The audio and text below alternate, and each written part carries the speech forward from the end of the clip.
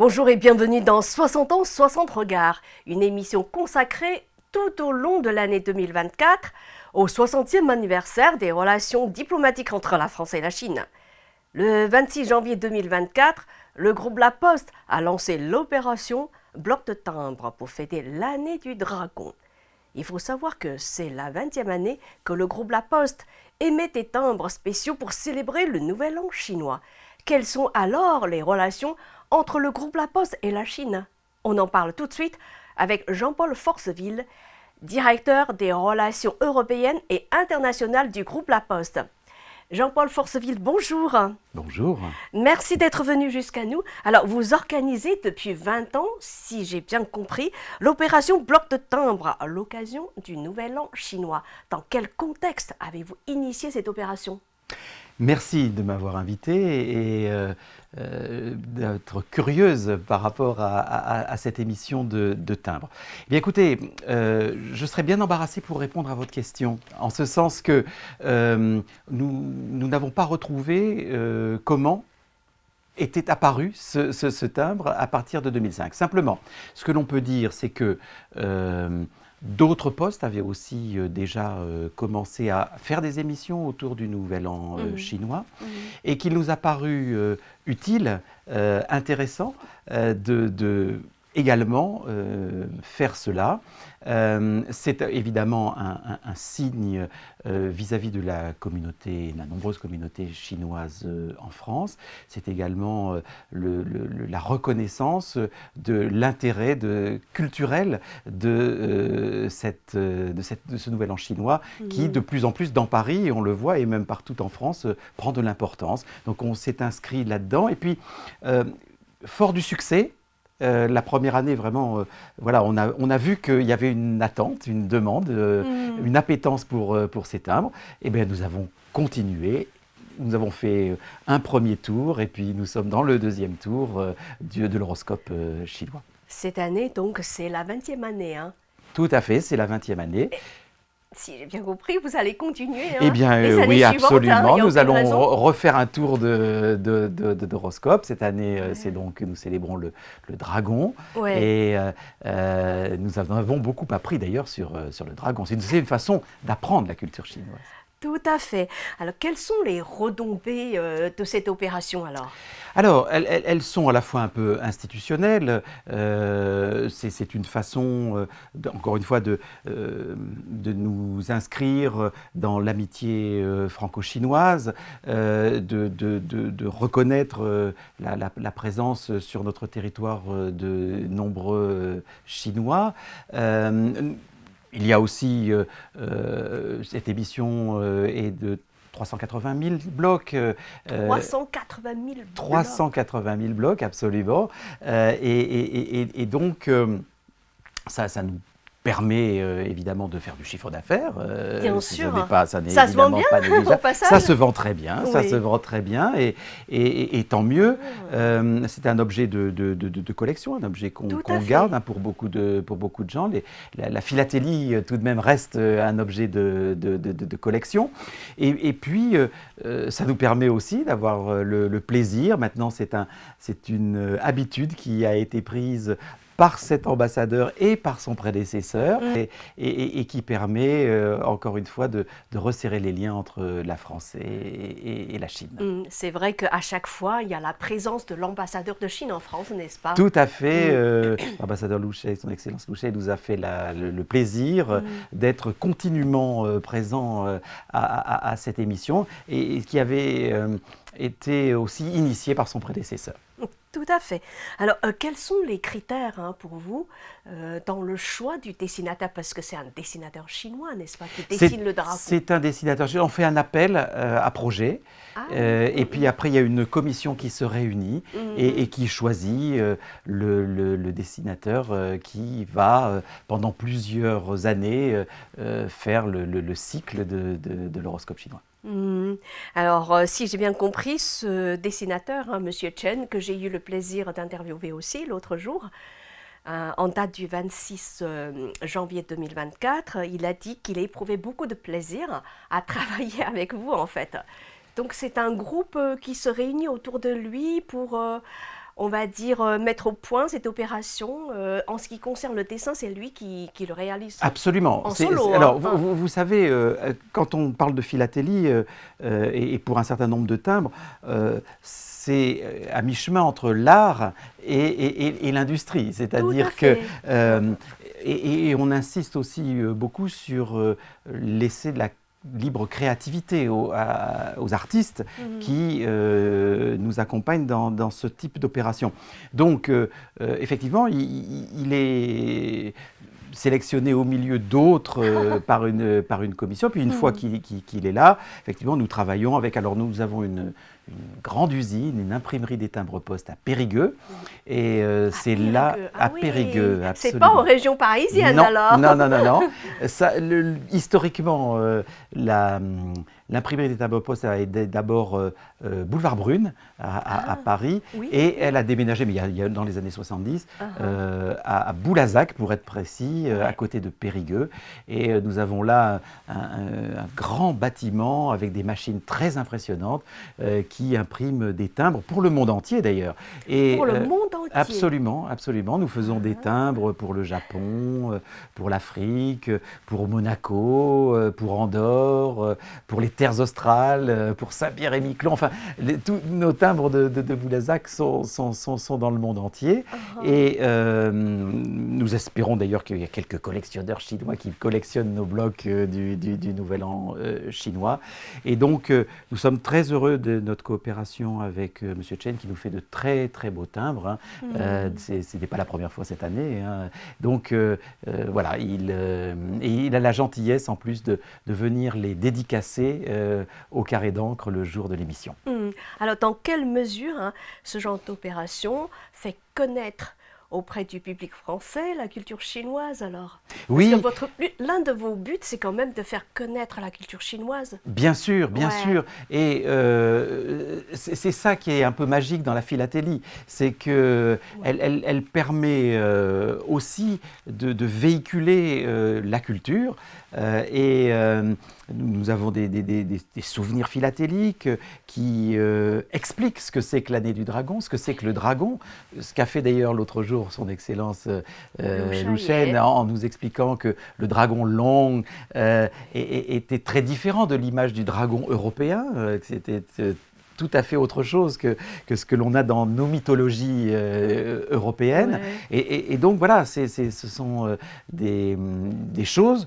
Moi, par exemple, j'ignorais absolument cela, et j'espère que beaucoup de gens pourront aussi continuer à s'intéresser par ce biais à la culture chinoise.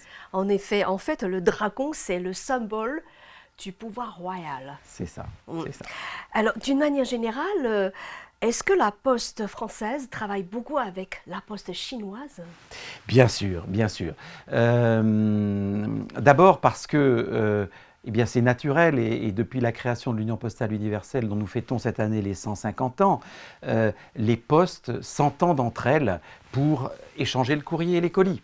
Ça ne se fait pas spontanément, il faut un peu y travailler pour que ça se passe bien et avec une bonne qualité de service. Et donc, avec le développement du e-commerce chinois, nous avons vu beaucoup de volumes venir de Chine, beaucoup augmenter ces dernières années, bien sûr, et donc nous distribuons en France, auprès des Français, une partie du e-commerce, du commerce électronique qui vient de Chine. Est-ce que vous faites référence au dernier kilomètre, bien comme sûr. On dit C'est bien ça. C'est vous qui assurez. Nous sommes le dernier kilomètre. Voilà. China Post est le premier kilomètre. China Post collecte tous ces trafics, les met dans des avions ou des trains, ou même des bateaux des fois, et tout ça arrive en France, dans un point unique qui est à Roissy, et après nous irriguons le territoire, nous faisons le dédouanement bien entendu, et nous irriguons le territoire, et bien entendu ces volumes du e-commerce chinois ont beaucoup augmenté ces dernières années, et donc oui, nous avons à la fois des relations institutionnelles au sein de l'Union postale universelle et des relations d'affaires pour faire en sorte que au départ de la Chine, China Post puisse avoir des produits efficaces qui intéressent leurs clients chinois ouais. pour les trafics vers la France. C'est-à-dire quand vous parlez de produits qui intéressent les clients chinois, de quels produits s'agit-il par exemple? Ce sont des produits. Alors, il y a une première gamme le consommateur individuel au consommateur individuel. Tout ça, ce sont des produits qui existent depuis très longtemps, des lettres, des colis, etc., etc. Mais ce qui s'est passé au cours de ces dernières années, c'est que les e-commerçants chinois, les Alibaba, les Temu, les Shein, etc., ont des besoins très spécifiques qui sont différents de ceux des particuliers. Alors, ils ont besoin d'une gamme de services plus ou moins rapide, plus ou moins suivi. Et donc, un e-commerçant peut avoir des besoins divers. Et donc, nous avons des offres très ciblées pour répondre à leurs besoins. Est-ce que le e-commerce occupe une part importante dans vos relations d'affaires avec la Chine? Bien sûr, centrale, bien sûr. Centrale oui, même. Oui, tout à fait, tout à fait. Nous sommes dans des alliances même au sein de l'UPU qui font en sorte d'améliorer le trafic pour le e-commerce. Nous nous rencontrons de manière régulière à Berne à l'occasion des réunions de l'Union postale universelle ou à Pékin ou à Paris, pour bien nous entendre, pour améliorer la qualité des services et l'offre. Donc oui, il y a des relations vraiment très suivies.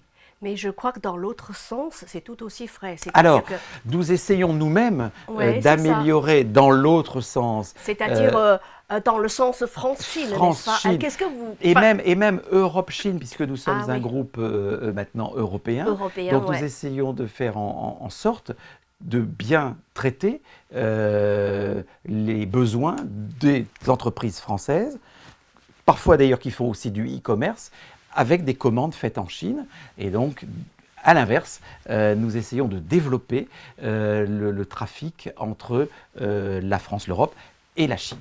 Je me souviens, il y a une petite dizaine d'années, beaucoup de Chinois résidant en France envoyaient du lait en poudre vers la Chine suite au scandale du lait contaminé qui a éclaté en 2008. Et du coup, beaucoup de jeunes parents chinois se méfient en fait du lait produit sur le sol chinois pour justement demander à leurs parents résidant dans d'autres pays d'Europe, de leur envoyer du lait en poudre. Est-ce que c'est encore le cas? Je me souviens de ça. Alors, je crois ça, c'est un pas. peu estompé, je crois. Oui, je pense que c'est ça. Voilà, parce que la Chine a amélioré quand même la qualité à régler ce problème. Oui, c'est ça. À régler ce problème. Donc, je pense pas. Mais là maintenant, c'est plutôt des produits. Alors, il y a une partie du luxe aussi qui peut transiter par ce biais. Ou tout autre produit français qui intéresse les Chinois. Marché intérieur gigantesque et donc c'est évidemment très important pour nous d'être présents. Est-ce que vous recevez de temps en temps des délégations de vos homologues chinois? Oui, bien sûr. Dans quel cadre? Quels sont les accords que vous avez signés ou qui sont en cours? On aimerait bien en savoir plus. Écoutez, il n'y a pas beaucoup de secrets. Encore une fois, donc nous travaillons avec eux de manière serrée. Il se trouve que nous avons l'occasion de rencontrer nos amis chinois ou chinoises d'ailleurs, parce que nos correspondantes, mes correspondantes en tout cas, au sein de la Poste chinoise, ce sont des femmes. Et donc c'est avec grand plaisir que nous les voyons à Berne. À l'occasion, d'ailleurs, elles peuvent venir à Paris, soit dans le cadre de réunions internationales, soit dans le cadre de bilatéral. Par exemple, nous avons eu l'autre jour, courant 2023, une réunion d'un certain nombre de postes dont je vous parlais tout à l'heure, qui se sont alliés pour améliorer la circulation des colis dans leur secteur. Et il y avait une délégation chinoise et nous l'avons reçue et nous avons passé un moment en bilatéral pour faire le point sur la qualité, l'offre, est-ce qu'on répond bien aux besoins des uns et des autres. Et puis nous-mêmes, avant le Covid, nous avions pris l'habitude d'aller une fois par an à Beijing. évidemment, ça a été un petit peu interrompu, mais le dialogue lui a continué et nous pensons sérieusement à y retourner cette année, en 2024. J'ajoute que nous avons également des relations suivies avec le State Post Bureau, qui est le régulateur postal chinois. Et donc, nous avons des échanges réguliers avec le State Post Bureau.